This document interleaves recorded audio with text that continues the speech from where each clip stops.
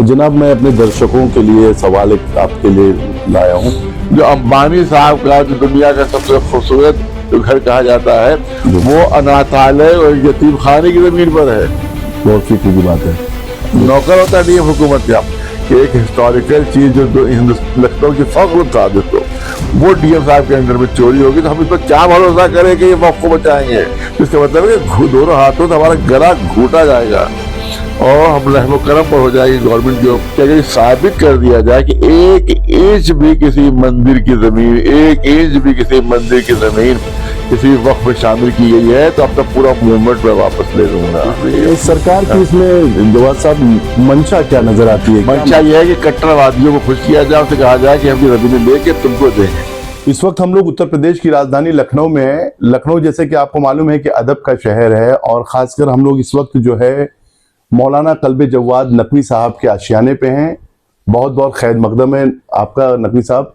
आज जो है आपने हमें वक्त दिया, इसके लिए हम बहुत बहुत आपके शुक्रगुजार हैं जनाब। जिस तरह से जो है सरकार ने खासकर जो है वक्फ बोर्ड के लिए वक्फ अमेंडमेंट बिल इंट्रोड्यूस किया है और मामला अब जेपीसी में है, कैसे देखते हैं आप? और आपने काफी जद्दोजहद भी किया इसके लिए। बिस्मिल्लाहिर्रहमानिर्रहीम। देखिए, वो बिल हमारे पास मौजूद है और वो जैसे ही वो दाखिल हुआ था उसकी कॉपी हमने मंगवाई थी।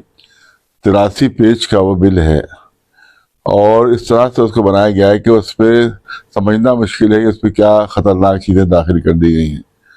तो जैसे दूध के अंदर जहर मिला दिया जाए, देखने में सिर्फ जो है वो दूध दिखाई देता है लेकिन अंदर उसके जहर होता है, बिल्कुल इसी तरह से बज़ाहिर देखने में दूध है लेकिन अंदर उसके जहर है और जहर के अलावा कुछ नहीं है उसमें।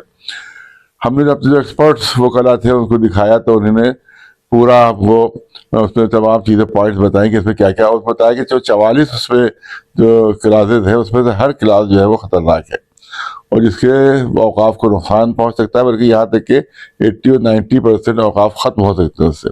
कुछ इस प्लानिंग के ज़रिए से उनको बनाया गया। तो पहली मरतबा हमने एक पम्फलेट छापा वहाँ पर और उसको तमाम मौलवियों को, तमाम जितने भी लोग थे सबको भेजा कि इस पर क्या क्या कमियां हैं और क्या क्या इस पर ख़तरनाक चीज़ें हैं, वो सब उनको उसकी निशानदेही की गई। उसके बाद फिर हमने सबको मौलाना को भिजवाया, जबकि अक्सर मौलाना को मालूम ही नहीं था कि वो बिल में है क्या। अब 83 पेज का बिल कौन पढ़ेगा? तो उसके लिए बड़ी मेहनत की जरूरत होती है। जी। तो किसी भी मौलाना ने जो बोल भी रहे थे उनको पता नहीं था कि उस बिल में है क्या। जी। और वो उससे अगर पूछा जाता है इसमें क्या खतरनाक है तो बता नहीं पाते। हर एक यही कह रहे हैं मुसलमान दुश्मन है, मुसलमान, उसमें क्या है मुसलमान दुश्मनी की तो बताओ, तो वो नहीं बता सकते। लिहाजा अपने एक्सपर्ट्स बहुत अच्छे वकीलों को बनाया, उन्होंने कई मेहनतें करके बहुत, और उसके बाद उसमें पॉइंट्स निकाले और उससे अंदाजा हुआ कि बेइंतहा खतरनाक बिल है। बिल्कुल देखने में वो, जैसे आप देखें कि सांप बड़ा खूबसूरत और हसीन होता है लेकिन वो डसता है और उसको से जान चली जाती है। तो यही पोजीशन इसकी भी है कि एक आध जगह ने लिख दिया कि औरतों को जो है वो ये दिया जाएगा, वही उछाला जाता है, अरे औरतों को उनका फायदा पहुंचेगा, औरतों को फायदा पहुंचेगा। सब झूठ है, बिल्कुल टोटल झूठ है, उसमें कुछ भी नहीं है। और बहुत सी चीज़ें उसमें गलत है, बेइंतहा चीज़ें उसमें गलत है, जिसमें एक ही जगह के जो औकाफ जो है वो मंदिरों पर, जमीनों पर कब्जा किए हुए हैं और हिंदुओं की जमीनों पर कब्जा है। टोटल झूठ है, टोटल कोई उसका कोई प्रूफ नहीं है। क्योंकि हम आपके सामने बताएं कि बिल्कुल मामला उल्टा है। वक्फ की जमीनों पर सैकड़ों मंदिर बने हुए हैं, सैकड़ों मंदिर बने हुए हैं। यहाँ पर वक्फ अजीमुल्लाह खां है, कल्याण साहब के ज़माने में उस पर कब्जा किया गया। कल्याण जी क्या नाम था मुख्यमंत्री, वो यहाँ के चीफ मिनिस्टर रहे थे। जी कल्याण सिंह जी। हाँ, कल्याण सिंह जी। उनके ज़माने में उस पूरे वक्फ पर कब्जा किया गया अजीमुल्लाह खां, और वहाँ पर हर अस्पताल बनाया गया, उसमें देखिए वो कब्रिस्तान था, अस्पताल बनाया गया और आज बहुत बड़ा मंदिर उस वक्फ की ज़मीन के ऊपर बना हुआ है। इसी तरह से हमारा जो सलाबाद ट्रस्ट है उसमें भी अगर आप देखेंगे तो कम से कम 50 मंदिर जो है वो सलाबाद ट्रस्ट की जमीन पर बने हुए, जो डीएम साहब के अंडर में सलाबाद ट्रस्ट, उसमें तकरीबन 50 मंदिर। तो हमने यहाँ पे चैलेंज किया था उस प्रेस कॉन्फ्रेंस में कि अगर साबित कर दिया जाए कि एक इंच भी किसी मंदिर की जमीन, एक इंच भी किसी मंदिर की जमीन किसी वक्त में शामिल की गई है तो अब तक पूरा मूवमेंट मैं वापस ले लूंगा। एक इंच भी अगर साबित हो, डॉक्यूमेंट्री प्रूफ हो। यहाँ पर वक्फ ज़ैनबिया है, जी। वक्फ ज़ैनबिया में आधी जमीन पर वहाँ मंदिर बना हुआ है, उसकी आधी वहाँ पर डॉक्यूमेंट मौजूद है, हमारे जी, पास जी, जी। कागजात मौजूद है। तो ये सब पूरा धोखा और सिर्फ ये इलेक्शन के स्टंट है, उसके अलावा इसमें और कुछ नहीं है। सरकार की इसमें जवाब साहब मंशा क्या नजर आती है? क्या मंशा ये है कि कट्टरवादियों को खुश किया जाए, उसे कहा जाए कि हम ये जमीनें लेके तुमको देंगे, हम तुमको देंगे जमीनें लेके, और उस पे जो है कि बहुत बड़ी बड़ी जमीनों पर, जायदादों पर गवर्नमेंट ने कब्जे किए। कांग्रेस के जमाने में कब्जे हुए, कांग्रेस ने यहाँ पर इंदिरा भवन बनाया वक्फ की जमीन के ऊपर, यहाँ नेहरू भवन बनाया वक्फ की जमीन के ऊपर। इसी तरह से दिल्ली में बड़ी बड़ी जो इमारतें गवर्नमेंट की बने हुई, यहाँ से बड़े बड़े होटल जो बने हुए हैं सब वक्फ की जमीनों पर बने हुए हैं। तो ये बड़े बड़े जो पूंजीपति, यहाँ तक के जो अंबानी साहब का जो दुनिया का सबसे खूबसूरत जो घर कहा जाता है वो अनाथालय और यतीम खाने की जमीन पर है। बहुत फिक्र की बात है। अंबानी साहब का महल हसीन, दुनिया उसको हसीन कहती है, और मैं कहता हूँ उससे ज्यादा बदसूरत कोई घर नहीं होगा जो यतीम खाने की, यतीम बच्चों की जमीन पर कब्जा करके बनाया गया हो। उससे ज्यादा कोई बदसूरत घर दुनिया में है ही नहीं। जी जी जी जी। इसके सब हरकत ये पूंजीपतियों को बचाने के लिए, अंबानी को बचाने के लिए, और जो गवर्नमेंट के खुद नाजायज कब्जे हैं औकाफ के ऊपर, उसको बचाने के लिए बिल है। और उसका मकसद सिर्फ खत्म करना है औकाफ को, इसके अलावा उसका कोई मकसद नहीं है। सबसे खतरनाक जो उसकी शिक ये है कि हमारे यहाँ 70% जो औकाफ है वो ज़बानी होते हैं, या फिर उसको वक्फ बिल इस्तेमाल कहा जाता है, जी जी। वक्फ बाय यूज़र कहा जाता है। तमाम मस्जिदें वक्फ बाय यूज़र हैं जी। बाड़े वक्फ बाय यूज़र हैं सब। वो कह रहा वक्फ बाय यूज़र नहीं माना जाएगा। आज से तो 400 साल पहले मस्जिद बनी है, उसका वक्फनामा कहाँ से लाया जाएगा? आप मंदिरों के वक्फनामे पेश कर दीजिए, हम मस्जिदों को पेश कर देंगे। जनाब, आप जो है पूरे हिंदुस्तान में मुसलमानों की क़यादत करते हैं, ऐसे में इस तरह की जो मंशाएं सरकार की हैं, आप लोगों की क्या पहल रहेगी? देखिए, हमारी पहल तो ये है, उस पर सबसे खतरनाक शे उसमें ये भी है कि साहब आप मुकदमा दायर नहीं कर सकते। डीएम अगर इजाजत देंगे तो हम मुकदमा दायर कर पाएंगे, अगर डीएम इजाजत नहीं देंगे तो किसी आप कोर्ट में नहीं जा सकते। सबसे ये कि आपने इंसाफ का गला घूट रहे हैं, बिल्कुल दोनों हाथों से गर्दन हमारी दबोची है, आप दोनों हाथों से गर्दन दबोची है कि हम इंसाफ हासिल न कर सके, हम अपने कहीं पर फरियाद न ले जा सके। डीएम साहब के रहमो करम पर है। डीएम साहब की जब पैर पकड़ेंगे, उनकी जूतियां सीधी करेंगे तो उसके बाद भी हो सकता है ना माने, क्योंकि अपने खिलाफ कैसे जान देंगे वो? जी जी। हुकूमत, क्योंकि हम जो जाएंगे वो हुकूमत के खिलाफ जाएंगे। जी जी। हम जो जाएंगे डीएम साहब के खिलाफ जाएंगे, तो क्या डीएम इजाजत देगा कि हमारे खिलाफ तुम अदालत में जाओ? हुकूमत के वो नौकर होता है, हुकूमत का नौकर होता है डीएम हुकूमत का। हालांकि हुकूमत का नहीं होता, वो पब्लिक का नौकर है। कहा जाता है हुकूमत का नौकर, हुकूमत खुद पब्लिक की नौकर है, फर्मा बरदारी करते हैं। और वही फर्मा बरदारी वो हुकूमत की करता है, तो जबकि वो पब्लिक का नौकर है, तो वो कैसे इजाजत देगा कि हम ट्रिब्यूनल जाए या हाई कोर्ट जाए? कहा जाए उस पर यह शक है कि बगैर उसकी इजाजत के आप किसी अदालत पे अपील नहीं कर सकते, किसी अदालत में फरियाद नहीं कर सकते। तो इसका मतलब है कि दोनों हाथों से हमारा गला घूटा जाएगा और हम रहमो करम पर हो जाएगी गवर्नमेंट के ऊपर, और वहाँ ये जो है डीएम वगैरह के ऊपर। और क्या आप कहते बेईमानी हो रही है? ये सब डीएम ईमानदार है। जनाब, हुसैनाबाद में जो है, हुसैनाबाद की जितनी ट्रस्ट की जमीनें हैं, उसकी सबसे खराब मिसाल हुसैनाबाद ट्रस्ट। जी, हुसैनाबाद ट्रस्ट में जो वो उससे पहले बादशाह लोग थे, उन्हीं ने कमिश्नर को उसको चेयरमैन उसको बनाया था, और उसके बाद अपनी औलादों को उसमें उन्होंने जो है वो रखा था, अपने नौकरों को उसमें रखा था, उनकी औलादों को। तो आज आप देखिए हुसैनाबाद की वक्फ की क्या है। हुसैनाबाद वक्फ इस वक्त शियों का सबसे बड़ा वक्फ है, शियों का इंडिया में सबसे बड़ा वक्फ है। वहां के बाद आप देखिए कि 95% उसमें हमारे हिंदू भाई हैं। 95% जो कहा जाता है कि सब मुसलमानों ने कब्जा किया, यह मामला उल्टा है। 95% यहाँ जो गोल दरवाजा पूरा बना, यहाँ से बातें बांटते हैं, ये सब पूरी वक्फ हुसैनाबाद की है। ये लीज पर उनको दी गई है, और उसके अलावा आज तक लीज की उन्होंने दिखाया नहीं कि क्या लीज है इसकी और उसकी शराइत क्या है। तो और उसके बाद वो हमारे पास एक काफी इसकी मिल गई है हमारे पास, जिसमें लिखा हुआ है कि आप इसको चेंज नहीं कर सकते, उसकी शक्ल जो इमारत की। और सब बड़ी बड़ी इमारतें वहां बन रही, मानो 2.5 करोड़ 3 करोड़ रुपए की रिश्वत देके ये सब वहां पर काम कराया जा रहा है। इसी तरह से बड़े इमाम बाड़ा जो है वो डीएम साहब के अंडर में है। वहाँ एक मरतबा 15 साल पहले हमने वहां पर तालाबंदी की थी उसमें, क्योंकि वहां पर नंगी आधी नंगी औरतें आती थी, वहाँ डांस हो रहा था वहाँ, जी जी और ये सब चीजें हो रही थी, उसके खिलाफ हमने वहां के ऊपर तालाबंदी की थी। तो उस वक्त एडीएम साहब का रिपोर्ट आई थी कि हमारा 5 लाख रोज का नुकसान हो रहा है। 15 साल पहले एडीएम साहब कि जिनके देख रेख में वो रहा, डीएम साहब ने एडीएम साहब को दे दिया। जी जी जी तो उन्हीं ने कहा था 15 साल पहले कि 5 लाख रुपए रोजाना का हमारा नुकसान हो रहा है तालाबंदी से। तो अंदाजा लगाइए 5 लाख जब रोज आ रहे हैं तो साल में कितनी आमदनी होगी? तकरीबन 18 करोड़ बढ़ रही थी 15 साल पहले, 18 करोड़। जी जी जी आज हम समझते 20-25 करोड़ सालाना से कम आमदनी नहीं है, और एक पैसे का हिसाब नहीं है, एक पाई का हिसाब नहीं है। डीएम साहब, हम लोग जब आरटीआई डालते हैं तो कहते हैं प्राइवेट ट्रस्ट है, हम इसमें कोई ना हिसाब देंगे, ना इसके कोई कागज देंगे, ना इसके कोई बात, इससे सिर्फ हम कोई बातचीत करेंगे। सब खा रहे हैं, और एक भी शिया वक्फ है और एक पैसा शियों पर खर्च नहीं हो रहा है, एक पैसा गरीबों पर खर्च नहीं हो रहा है, एक पैसा बादशाह की औलादों पर खर्च नहीं हो रहा है। जनाब, एक थोड़ा इससे बड़ी मैं आपसे- बेईमानी और क्या होगी? जो डीएम साहब अब तक डीएम तो बदलते रहते हैं, लेकिन हाँ होता तो वही डीएम है। जी जी तो जो डीएम्स के अंदर में जो बेईमानी हुई है, इसकी पूरी दुनिया में आपको कहीं मिसाल नहीं मिलेगी। जनाब, मैं अपने दर्शकों के लिए सवाल एक आपके लिए लाया हूं कि जो वक्फ करता है वाकिफ, उसका इंटेंट जो होता है, उद्देश्य होता है, उसके हिसाब से ही आप जो है उसको आवंटित कर सकते हैं, लोगों को वो सुविधा दे सकते हैं। अगर कब्रिस्तान की जगह है तो कब्रिस्तान के लिए ही इस्तेमाल कब्रिस्तान। होगा। थोड़ा उसमें जो है हमारे दर्शकों को आप बताइए। देखिए, उसको मंशाए वाकिफ कहते हैं, जो वक्फ करने वाली की मंशा होती है, जो मकसद होता है, जी उसके तहत वो शायद वक्फ करता है, अपनी जायदाद वक्फ करता है। वो हर एक ने अपनी मेहनत की कमाई से जो जमीनें खरीदी थी जी। वो वक्फ की है, अपनी औलादों को नहीं दी, अपने बेटों को नहीं दी, बेटियों को नहीं दी, बल्कि अल्लाह की राह में उसको वक्फ किया। जी उसमें होता है कि नेक कामों पर उसमें जो जो लिखा होता है जी कि मुहर्रम पर खर्च होगा, मस्जिदों पर खर्च होगा, जी। यतीमों पर खर्च होगा, जी। फुला फुला पर खर्च होगा, सब लिखा होता है उसमें, पूरी जी, लिस्ट जी। होती है, और उसी पर हम खर्च कर सकते हैं, उसके अलावा हम कहीं खर्च नहीं कर सकते।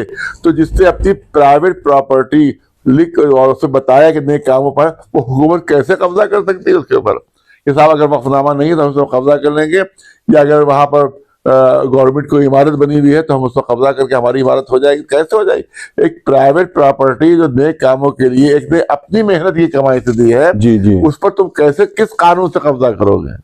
कैसे वो गवर्नमेंट की प्रॉपर्टी हो जाएगी? वो ये बताओ। ये तो वही बात हुई जिस तरह से यहूदियों की जमीनों के ऊपर हिटलर ने कब्जा किया था, जी। आप मुसलमानों की जमीन पर यहाँ कब्जा कर रहे हैं, तो आप में और हिटलर में फर्क क्या होगा? ये तो बता दे हमें।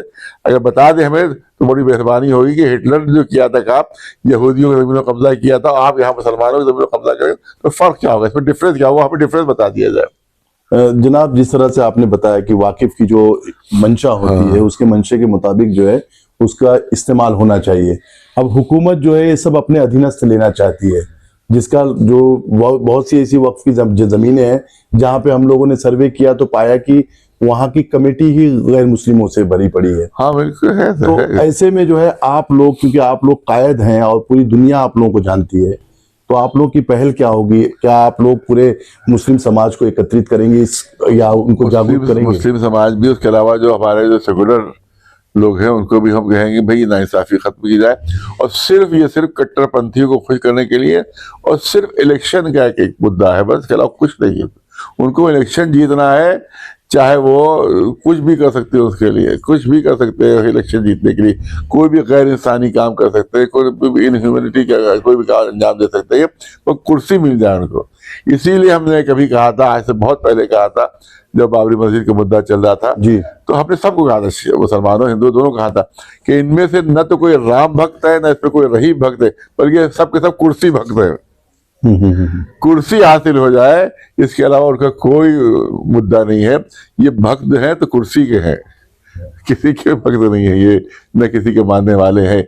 ये कुर्सी के लिए कोई भी गिरे से गिरा काम और नीच से नीच काम कर सकते हैं, ये हमारा कहना है। और हुकूमत ने जिस तरह से जो है आपने बताया, हुकूमत ने जो है खासकर पूरा मामला जो है जेपीसी में चला गया, जेपीसी देख रही है, और जेपीसी में भी जो है आपकी क़यादत कम है, आपके समाज की क़यादत कम है। कैसे देखते हैं आप? जीपीसी जब बनाई गई थी तो उसी वक्त हमने प्रेस कॉन्फ्रेंस में कह दिया था कि सिर्फ ड्रामा है, जी, झूठ है, मकारी है, धोखा है, क्योंकि जीपीसी में उन्होंने अपने मेंबर जो है बीजेपी ने अपने ज्यादा मेंबर रखे हैं जी और जो हेड है वो भी बीजेपी का है। तो सवाल ये उससे हम कैसे इंसाफ की उम्मीद करेंगे। जब वोटिंग होगी तो जाहिर है कि मेजोरिटी में तो वही है, तो मेजोरिटी में जो है वो उसका वोट चला जाएगा और उसके बाद कह देंगे हाँ सब सही है बिल्कुल बिल, और उसमें कोई कमी कोई इसमें नुकसान की बात नहीं। तो ड्रामा है जी और वो आप देखें कोई रिकॉर्ड नहीं किया उन्होंने। जी वहां अगर कोई मीटिंग होती है तो कहते रिकॉर्ड रखी जाए, इसको मना है रिकॉर्ड करना। जब उनको कोई डॉक्यूमेंट दिया जाता है तो उसकी रिसीविंग नहीं देते हो, कैसा हम रिसीविंग नहीं दे सकते। जब आप रिसीविंग नहीं दे रहे हैं, कोई चीज रिकॉर्ड नहीं हो रही है, तो कैसे पता चलेगा किसने मुखालिफत की, किसने अपोज किया, किसने अब तक क्या डॉक्यूमेंट किया। आप कहें सब खो गए डॉक्यूमेंट। जी जी जी जो आपके फेवर के होंगे उसको रख देंगे और जो अपोजिट होंगे उसको कहते हैं तो हम आपने रिसीव ही नहीं भेजा। आप रिसीव दे नहीं रहे हैं तो खुद हमारे वहाँ हमने भेजा, अपने अपने दस्तखतों से भेजा और पूरे डॉक्यूमेंट्स भेजे वहां पर, लेकिन उन्होंने रिसीविंग नहीं दी। कहा कि हम रिसीविंग नहीं दे सकते। तो हम लोग ने वापस ले लिया कि जब रिसीविंग नहीं है तो आपको हमारे को कोई सबूत ही नहीं होगा कि हमने आपको दिया कि नहीं दिया। तो टोटल धोखा है, वो वापस कर दिया। इस तरह की मेल वापस आ रहे हैं सब, जी, जितने जी। ईमेल नंबर दिया था उसमें जी जी ईमेल मैंने खुद वहां पर किया तो ईमेल वापस आ गया, नॉट रिसीव्ड। इस तरह की नाइंसाफियों को बैनुल अक़वामी सतह पे आप कैसे देखते हैं? क्योंकि हमारी हमारी खासकर हिंदुस्तान की जो इज्जत अहमियत है बैनुल अक़वामी सतह पे, इन सब चीजों से आप कैसे देखते हैं? कहाँ पे देखिए अभी अमेरिकन जो एक अदारा है, मैंने उसको प्रेस में भी दिखाया था, उसको वहां पर जब भी दिखाया था, रिलीजियस फ्रीडम जी international for international religious freedom, जी एक अमेरिका का एक संगठन इदारा है जो अमेरिका की गवर्नमेंट का बनाया हुआ है। जी उसने पाकिस्तान और हिंदुस्तान दोनों के लिए रिपोर्ट पेश की, अभी पेश की सितंबर में, लास्ट सितंबर में, जी जी सितंबर की 29 या 30 तारीख को रिपोर्ट आई है। उस पर लिखा है जो पाकिस्तान में माइनॉरिटी के साथ हो रहा है बिल्कुल वही हिंदुस्तान में उनकी हिंदुस्तान की गवर्नमेंट अपनी माइनॉरिटी के साथ कर रही है। सेम सेम लिखा था, सेम। और वो हमारे पास वो इंटरनेट पर है, इंटरनेट पर प्रिंट भी हमने करवा लिया था उसको। इस पर हमें अगर ध्यान होता तो उसको यहाँ पर ले आते हैं, उसको हमारे पास वो प्रिंट मौजूद है। और उसमें उन्होंने लिखा है कि यहाँ भी माइनॉरिटीज के जो राइट है, अधिकार, उनको कुचला जा रहा है, जिस तरह से पाकिस्तान में कुचला जा रहा है उसी तरह से ईसाइयों के लिए, हिंदुओं के लिए, फर्ज कीजिए वहां पर जो कादियानी है उनके लिए जिस तरह से उनको कुचला जा रहा है, उनके अधिकार छीने जा रहे हैं, उसी तरह से हिंदुस्तान में भी माइनॉरिटीज के अधिकार छीने जा रहे हैं। ये अमेरिकन गवर्नमेंट का जो एक संगठन है और वहाँ की एक इंस्टीट्यूशन है उसकी रिपोर्ट है, अभी लेटेस्ट है, बिल्कुल बिल्कुल लेटेस्ट है। तो इसको नकार दिया, उसको कह दिया गवर्नमेंट के कहा साहब झूठी गलत है। लेकिन अमेरिका की जो रिपोर्ट है, जो उसकी रिपोर्ट यही है कि जो हालात पाकिस्तान में माइनॉरिटीज के हैं अल्पसंख्यकों के, वही हालत हिंदुस्तान में भी है। जनाब हुसैनाबाद के अंतर्गत जो है अधीनस्थ जितनी भी वक्फ की जगह है, जैसे आपने बताया कि 95% जो है गैर मुस्लिमों का कब्जा है, तो ऐसे में आप जो है आवाम को और सरकार से क्या अपील करेंगे कि ऐसे कब्जेदारी को? क्योंकि मैंने सुना है, आपने ये भी कहा था बीच में कि ये लीज जो है अगले साल खत्म हो रही है, जो 100 साल हाँ, ये 90 साल की लीज दी गई थी जी इन लोगों को। ये 2025 में ये खत्म हो रही है। अच्छा, 1925 में दी गई थी और 2025 में ये खत्म हो रही है जी तो उसके बाद हमें खतरा यही, क्योंकि डीएम उसके करता धरता है जी कि दोबारा फिर ये अरबों अरबों की रकम लेकर, तो अब करोड़ों की बात नहीं होगी, अब अरबों की बात होगी। अरब कई 100 करोड़ उसमें लिए जाएंगे और दोबारा फिर उन लोगों को लीज कर दी जाएगी और हम लोगों से कुछ नहीं पूछा जाएगा, ना बात की जाएगी। ये हमारा सबसे बड़ा खतरा इसमें यही है। और हम जब पूछते हैं कि लीज का डॉक्यूमेंट कहाँ है, तो डॉक्यूमेंट नहीं दिखाया जाता, किनके नाम लीज है वो सब कुछ नहीं दिखाई जाती, सब डीएम ने अपने अंदर छुपाए वहाँ छुपाए हुए नहीं दे रहे हैं वो। तो ये बड़ा खतरा है इस सिलसिले में, खतरा। और सबसे बड़ी भयानक बात यह है, सबसे भयानक बात यह है कि दुनिया में 2 घड़ियां जो है सबसे ज्यादा दुनिया में मशहूर, एक तो बिग बेन की वहां लंदन में, और दूसरी यहाँ की घंटा घर की घड़ी थी जिसकी अरबों रुपए कीमत, बल्कि इसका कहा जाए कि प्राइसलेस बिल्कुल, वो चोरी हो गई घंटाघर से। घंटाघर से चोरी होगी, आहिस्ता आहिस्ता उसको एकदम से दे जा नहीं सकते, बड़े बड़े उसके पुर्जे थे। जो अभी घड़ी लगी है वो फिर ये नकली है घड़ी। अच्छा, ये नकली घड़ी है, बाद में नकली घड़ी, न FIR की गई, न उसके सिलसिले में कोई जांच की गई चोर कौन है, बल्कि चुपके से नकली घड़ी इस पे लगा दी गई। असली घड़ी का कोई पता नहीं कि वो कहाँ है। ये डीएम साहब के अंडर में ये काम, इतना भयानक काम हुआ है कि एक हिस्टोरिकल चीज जो लखनऊ की फख्र था, जिसको जिस पर लखनऊ वालों को फख्र था, वो डीएम साहब के अंडर में चोरी होगी, तो हम इस पर क्या भरोसा करें कि ये वक्फ को बचाएंगे। और सिर्फ यही नहीं, लालजी टंडन साहब ने किताब लिखी है, जो बीजेपी के खुद बहुत बड़े लीडर रहे, अब तो देहांत हो गया उनका। उन्हीं ने कहा लखनऊ नाम की एक अच्छी किताब लिखी है उसमें, और उसमें उन्होंने कहा कि जो चीजें लोगों को नहीं मालूम है वो मैं बता रहा हूँ इसमें। उसमें कहा हुसैनाबाद ट्रस्ट में 200 संदल के पेड़ थे। ये लालजी टंडन साहब जो खुद बीजेपी के लीडर है, यहाँ के लीडर रहे, यहाँ के वजीर भी रहे, कि 200 संदल के पेड़ थे जिनको बेच दिया गया काट कर। संदल जो है जो सोने की तरह कीमती है, सोने की तरह। बस आप देखें जिस तरह से सोने की तस्करी होती है, उसी तरह से संदल की तस्करी होती है। इतनी कीमती चीज है जिसकी तस्करी होती है, इतना कीमती। वो 200 पेड़ काट के बेच दिए गए, चुरा दिए गए, कुछ पता नहीं कि कब कटे, तो किसने बेचे, कब बेचे। डीएम 200 पेड़, क्या ये थोड़ी कोई किसी उखाड़ के जेब में रख लिए होंगे, बड़े बड़े। अरे पता ही नहीं चला साहब, जेब में रख के कोई ले गया, पता नहीं चला। जैसे जो आदमी हीरा जवाहरात चुरा के जेब में रख लेता है, उस तरह से 200 दरख्त जेब में रख के कुछ चुरा ले गए। इसका मतलब कटे होंगे, कितना टाइम लगा होगा 200 पेड़ कटने में। क्या डीएम साहब को, उनके अमले को एडीएम भी लगे हैं, एसीएम भी लगे हैं, सारे जमला पूरा लगा हुआ है, उनको सबको क्या खबर नहीं हुई? ये अब की बात नहीं है, यहाँ से उन्हें तो उसमें डेट भी उन्हें लिखी हुई है कब कब लगे हुए थे। तो वो इसका मतलब है कि डीएम के अंडर में इतनी बड़ी चोरी हुई और न एफआईआर, न कोई जांच, न कोई तहकीक। इसका मतलब है कि अब आप मुझे हम बताएं कि हम क्या मानेंगे, क्या डीएम साहब शरीक हैं कि नहीं है, या लापरवाही है, देखिए क्या, इसको जो भी आपको कहना हो आप कह सकते हैं इसको। इसी तरह से आप देखें कि करोड़ों रुपए का यहाँ पर आमदनी है। मैंने पहले कहा कि 15 साल पहले रिपोर्ट थी 18 करोड़ सालाना की आमदनी सिर्फ बड़े इमाम बाड़े। उसके अलावा जो किराएदारी 700 मकान आते हैं, तो उसमें किराएदारी भी कितने आते होंगे, कोई हिसाब नहीं। कोई ऑडिट नहीं हुआ, 24 साल से ऑडिट नहीं हुआ है। कोई दुनिया का इदारा ऐसा हो सकता है जिसमें ऑडिट ना हो, नहीं ऑडिट। तो इसका मतलब सब पैसे उसमें करोड़ों करोड़ खाए जा रहे हैं। इससे पहले के जो एडीएम साहब थे, उनका जहर तनख्वाह आप जानते हैं गवर्नमेंट में कितनी होती है। गोमती नगर में बेहतरीन उनका बंगला बना हुआ है, 12 साल रहे यहाँ एडीएम। बहुत खूबसूरत बंगला, कई करोड़ का बंगला उनका गोमती नगर में बना हुआ है। उनकी तनख्वाह के पैसे से बना हुआ है, यही हुसैनाबादी के पैसों से बना हुआ है। यहाँ जितनी तनख्वाह डीएम साहब, एडीएम साहब, एसीएम साहब की जितनी तनख्वाहें होती हैं, उससे 20 गुना उनको यहाँ पर आमदनी होती है हुसैनाबाद ट्रस्ट से। तो कैसे छोड़ेंगे उसको, कैसे इसको अपने कब्जे से उसे कैसे लिया जाएगा? तो ये बहुत बड़ी बड़ी दिक्कत है जिसमें गवर्नमेंट बिल्कुल तवज्जो नहीं कर रही है, बल्कि गवर्नमेंट की मंशा भी सही नहीं है, सिलसिले औकाफ के सिलसिले मंशा सही नहीं है, क्योंकि उनको मालूम है कि ये बड़ी बड़ी ज़मीनें मुसलमानों के पास से इनको छीन के, और कट्टरपंथियों को लालच दी जा रही है कि ये तुमको सब ज़मीनें तुमको मिल जाएंगी इस तरह से। लिहाजा सिर्फ इलेक्शन के चक्कर में सब पूरा खेल मुसलमानों के साथ, हमारे साथ किया जा रहा है। ये हमारे बीच मौलाना कल्बे जव्वाद साहब थे। बड़ी बेबाकी से सभी तीखे प्रश्नों का उन्होंने उत्तर दिया, काफी जानकारी दिया उन्होंने, खासकर जो वक्फ की जमीन है, किस तरह से वाकिफ जो वक्फ करता है, किस इंटेंट से, किस मंशा से वो करता है। उन्होंने काफी अच्छे लफ्जों में उन्होंने बताया कि वाकिफ की जो मंशा होती है उसी तरह से काम होना चाहिए। और खासकर हुसैनाबाद ट्रस्ट, जहाँ पे हम लोग इस वक्त बैठे हुए हैं नक्कास में, इसी के बगल में ही हुसैनाबाद ट्रस्ट है, काफी जानकारी रखते हैं और बैनुल अक़वामी सतह पे आपकी आवाज भी लोग सुनते हैं। मैं सैयद गुलाम हुसैन, लखनऊ से, RSS टाइम्स के लिए। हमारे चैनल के साथ जुड़ने के लिए सब्सक्राइब करें और बेल नोटिफिकेशन दबाना ना भूलें।